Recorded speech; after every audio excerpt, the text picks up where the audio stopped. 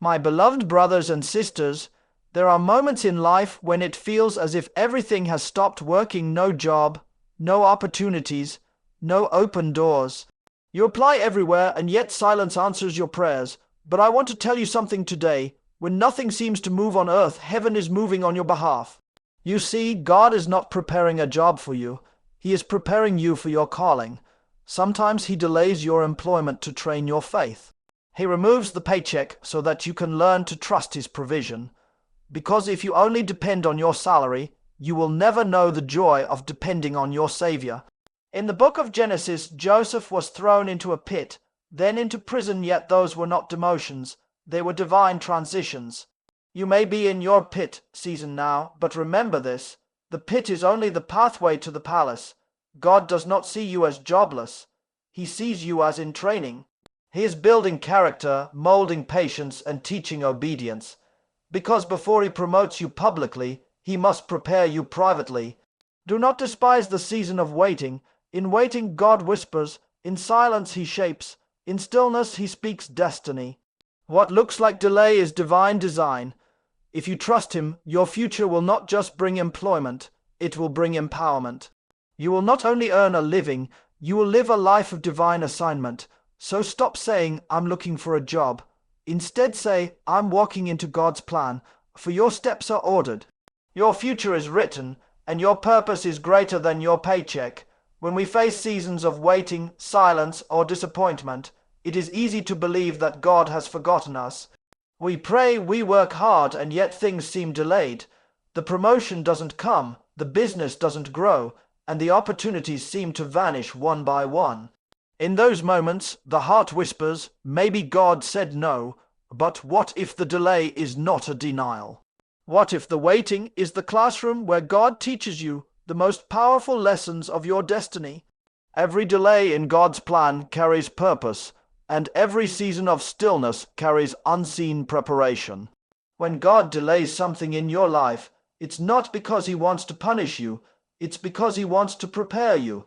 Divine preparation takes time. Think of how long it took for Joseph's dream to come true. He saw a vision of leadership at a young age, but before he ever wore a crown, he wore chains. Before he ruled Egypt, he was betrayed by his brothers, sold as a slave, and thrown into prison. Each delay was not random, it was preparation.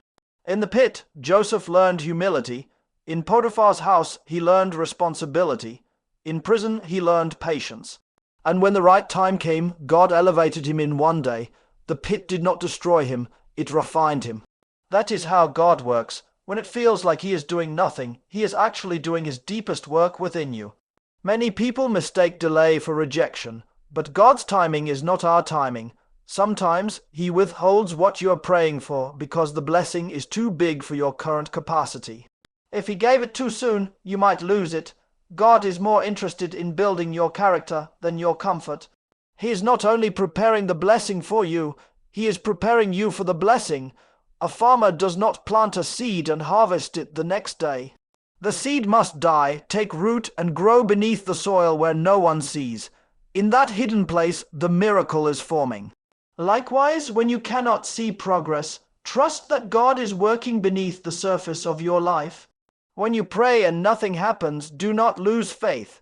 The silence of God is not His absence. It is often His strategy. God may be protecting you from something you cannot yet understand.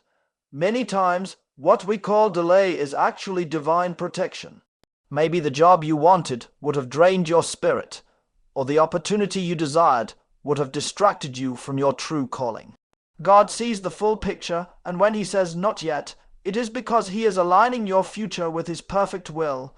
Consider David. He was anointed as king while still a shepherd boy. He could have thought, why not now, Lord? Yet it took years before he actually sat on the throne. During that time, David learned to lead sheep before he could lead soldiers. He learned to face lions and bears before facing Goliath. He learned worship in the wilderness before ruling in the palace. The delay was divine, not denial. God's plan was working even when it looked like nothing was moving. The same God who shaped David in the fields is shaping you in your waiting. Sometimes God delays your answer because He is developing faith that can stand storms. Quick blessings often produce weak faith, but when you have to wait, pray, and persevere, your roots go deep. You begin to know God not only as a giver, but as a sustainer. The delay teaches dependence. When everything you try fails, you learn to rest in the one who never fails. That is where your relationship with God matures, from requesting His hand to trusting His heart. There are moments when the delay feels painful, and you may question if God has forgotten you. But God never forgets His promises. What He spoke over your life will come to pass in the appointed time. Habakkuk 2:3 says, "For the vision is yet for an appointed time. Though it tarry, wait for it will surely come, it will not delay. The vision will not die. The dream will not fade. It is simply waiting for the divine schedule." God's delay is divine precision. He knows the exact moment when everything must align. When you begin to understand this truth, your attitude in waiting changes. Instead of complaining, you begin to praise. Instead of worrying, you begin to worship, because you know that even though the door hasn't opened yet, God is working behind it. The waiting room becomes a place of worship, and the delay becomes a declaration of faith.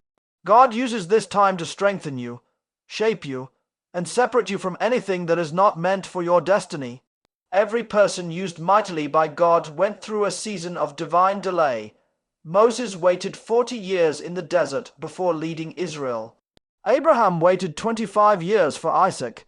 Even Jesus waited 30 years before beginning his public ministry.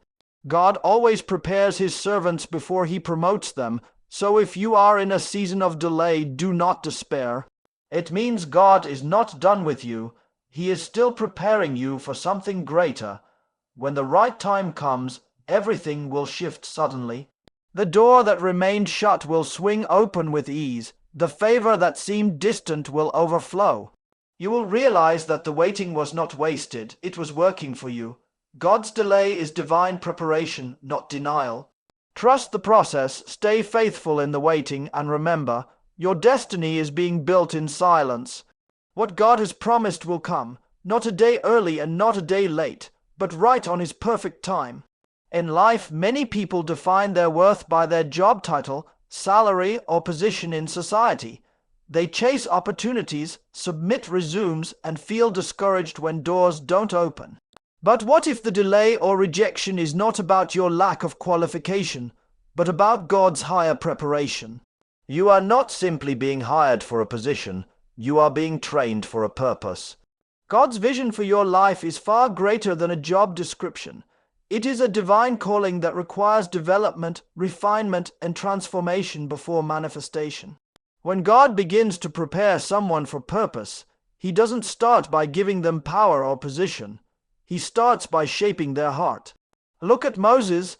Before he ever led the Israelites out of Egypt, he spent 40 years in the wilderness tending sheep. That was not a wasted season, it was divine training.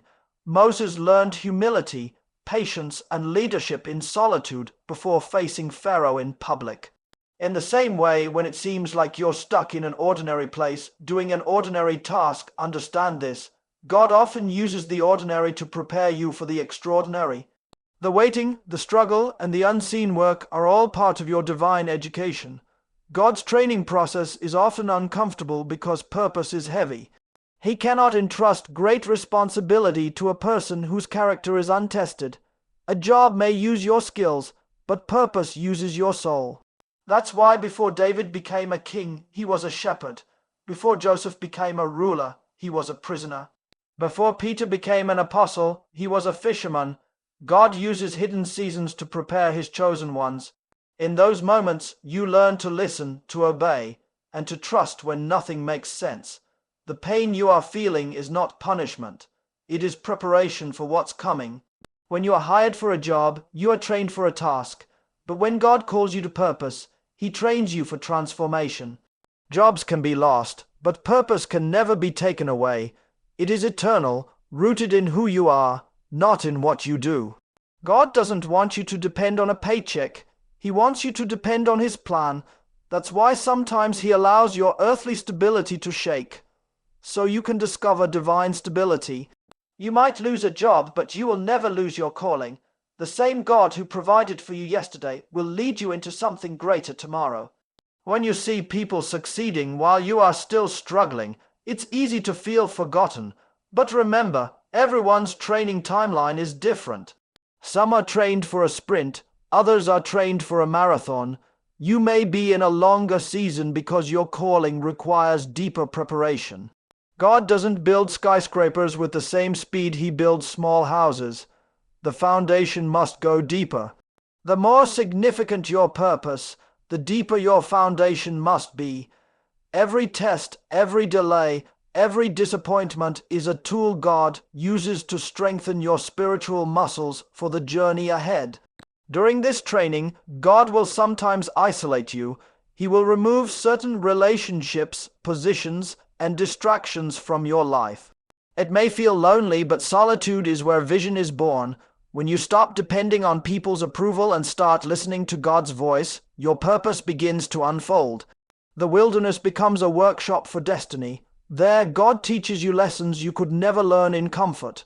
He teaches you to rely on His word, to walk by faith, and to keep going even when you see no evidence of progress.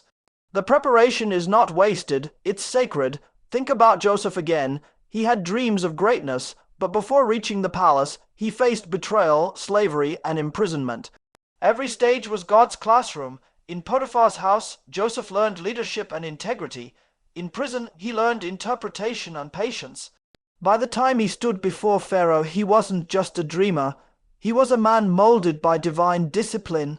God doesn't rush His process. He perfects it. Joseph's years of hardship were not wasted. They were necessary to prepare him for the weight of influence that was coming. God's training is different from human training. Human systems prepare you for what you can do. God prepares you for who you must become. Purpose is not about a title. It's about transformation. You can be promoted without purpose and still feel empty. But when you walk in your divine assignment, even the smallest task becomes meaningful. You begin to see your life as a vessel for God's glory rather than a chase for success. When you understand that you are being trained for purpose, you begin to embrace challenges differently. Trials no longer discourage you, they educate you. Pain no longer weakens you, it builds you. Rejection no longer offends you, it redirects you. Everything that happens becomes part of God's curriculum. You start to realize that He is not only working through you but within you. The training ground becomes holy ground because it is where your faith is forged and your calling is clarified. Eventually, when God opens the next door, you'll realize why the previous ones were closed. You'll see that the waiting was necessary, the struggle was essential, and the preparation was divine. You'll walk into your next season not just ready for work but ready for worship. Not just prepared for tasks, but transformed for purpose. You are not just waiting for a job, you are being shaped for a kingdom assignment. What God has planned for you is bigger than a paycheck, greater than a promotion, and deeper than any career. You are part of a divine story, and while others may see you as unemployed or unfinished, heaven sees you as in training. Every day you trust, every prayer you whisper, every test you endure is preparing you for the moment when God will say, "Now." And when that moment comes, everything will make sense. The training will be complete, the purpose revealed, and you will understand that God was never delaying your destiny, He was developing it. There are moments in life when doors close suddenly, opportunities vanish, plans collapse, and dreams seem to drift away. It is natural to feel disappointed or even abandoned when this happens. But what if those closed doors are not punishments from God, but redirections from Him? What if every no you've received was actually protecting you from something smaller than what He has planned? When God closes a door, He does it out of love, not rejection. He is not trying to take something away from you. He is trying to guide you towards something greater that you cannot yet see. Closed doors are not signs of failure. They are signals of divine direction. We often pray for open doors, believing they are the only proof that God is working. Yet sometimes the greatest evidence of His presence is not the doors that open, but the ones that close. A closed door can save you from walking into something that looks good, but would have destroyed your peace, your purpose, or your faith. God sees what you cannot. He knows the path ahead, the people involved, and the timing required. When he says no, it's because he's preparing a better yes. Joseph's life once again shows us this truth. When his brothers sold him into slavery, it looked like his dreams had died. The door to his family, his freedom, and his future was slammed shut. But while Joseph couldn't see it, God was redirecting his life toward the palace of Egypt. The betrayal that broke his heart became the bridge to his destiny. Every closed door in Joseph's life was actually opening a larger one in disguise. If he had stayed home in comfort, he never would have reached his calling. The rejection of men became the redirection of God. Many times our prayers are short-sighted. We ask God to bless our plans, but he loves us too much to let us settle for less than his best. When God closes a door, it is his way of saying, I have something better, but you're not ready to see it yet. If he allowed every opportunity you desired, you might walk away from your true purpose. Closed doors protect your destiny. They force you to pause, reflect, and grow before you enter what he has truly designed for you. In the moment, it is painful. The closed door feels final. You may feel like you've lost control or missed your chance. But God's redirections are never random. They are perfectly timed. Sometimes he allows you to walk towards something just so he can turn you around at the right moment. This turning is not rejection, it's alignment. He is aligning your path with your purpose, even when it doesn't make sense. You may think you are being delayed, but in reality you are being positioned. Think of Paul in the New Testament. He wanted to preach the gospel in Asia, but the Holy Spirit blocked his way. That was a closed door. Instead, God sent him to Macedonia, where revival broke out and countless lives were changed. Paul later realized that the redirection wasn't a setback, it was strategy. God knew exactly where his message was needed most. In the same way, the opportunities that slip away from you are not accidents. They are part of God's design to place you where your gifts will shine best. Closed doors test our faith. They reveal whether we trust God's plan or only our preferences. It's easy to praise him when things go our way, but true faith says, Lord, even when the door closes, I still believe you are leading me. That kind of trust moves heaven. When you stop fighting closed doors and start trusting the one who controls them, you'll find peace even in confusion. Because God never removes something from your life without replacing it with something greater. Every closed door also teaches discernment. It helps you recognize the difference between good opportunities and God opportunities. Not every open door is meant for you, and not every closed door is against you. Some doors are distractions disguised as blessings. God closes them to keep your heart pure and your focus clear. He will never let you enter a place that could destroy the purpose he planted inside you. In your journey, you may find that the most painful rejections eventually become the most precious redirections. The job that didn't hire you, the relationship that ended, the plan that failed, each one was a step towards something bigger. You might not see it yet, but one day when you look back, you will thank God for every no that pushed you closer to your yes. The pattern of your past will reveal the wisdom of his ways. When a door closes, don't stand there knocking in despair. Turn to God and ask, what are you showing me? Sometimes he closes a door to teach you dependence, sometimes to teach patience, and sometimes simply to redirect your focus toward what truly matters. When you trust that his plans are better, you stop chasing every open door and start following his presence. The peace that comes from surrender is far greater than the pain of rejection. One day you'll walk through a door that feels effortless. Everything will align, the timing, the opportunity, the people. When that happens, you'll understand why all the previous doors were closed. God was not withholding, he was preparing. Every no was making space for a divine yes. Every delay was shaping your character for your destiny. The path may have twisted and turned, but every redirection was leading you straight into his plan. So when doors close before you, don't lose hope. Remember that God is not a destroyer of dreams, he is a divine architect. He is closing off the wrong paths so that you can walk the right one with clarity and purpose. The next time you face a closed door, don't see it as rejection. See it as God's redirection toward destiny, for His plan is always greater, His timing is always perfect, and His way will always lead you exactly where you are meant to be. Faith in God's timing is one of the hardest lessons a believer must learn. We live in a world that celebrates speed, achievement, and instant results. Everyone wants things now, success now, answers now, blessings now. But God does not move according to human schedules. His timing is divine, precise, and deeply purposeful. When you trust His timing, you surrender your calendar to His control and believe that every delay, every detour, and every disappointment has meaning.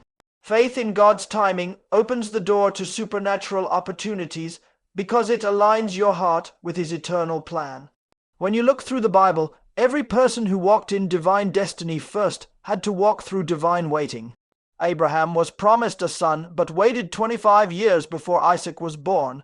Joseph dreamed of greatness as a teenager but spent years in slavery and prison before stepping into the palace. David was anointed as king long before he wore the crown. Even Jesus waited 30 years before beginning his ministry. God always fulfills His promises, but He never rushes His process. He uses time to prepare you for what He has already prepared for you. When we try to force what is meant to unfold naturally, we create frustration and failure. Many times, people step ahead of God because they confuse delay with denial. But delay is not denial, it is development. God's timing is not about convenience, it is about completion. He knows what needs to grow in you before He can give you what He has for you. If He blessed you too early, you might not have the strength or wisdom to sustain it.